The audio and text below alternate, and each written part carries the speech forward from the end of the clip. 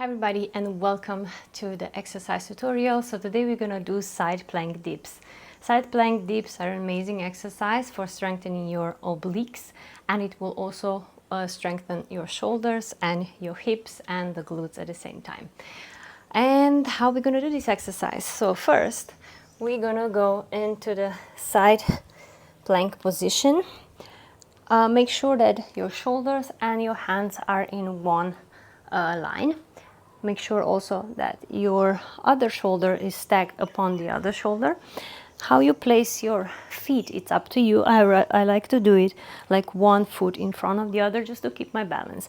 You're gonna push your hips up, engaging your obliques.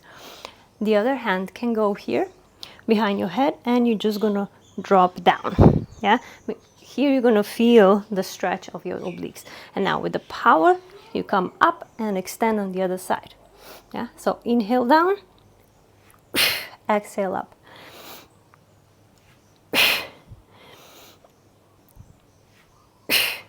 Okay. For the complete beginners, if this is too hard for you, you can always perform side plank dips on the elbow. The rules are the same. Shoulders are stacked upon each other, hips are stacked upon each other. You're gonna go down and you're gonna push the hips up. Of course, here you're gonna have a little bit less range of motion, so you're not gonna have that much of the extension in the obliques.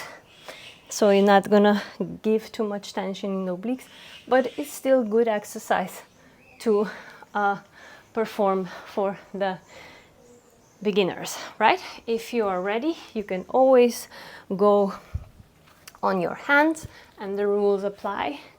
As we said before, open up. Make sure that everything is stacked upon each other.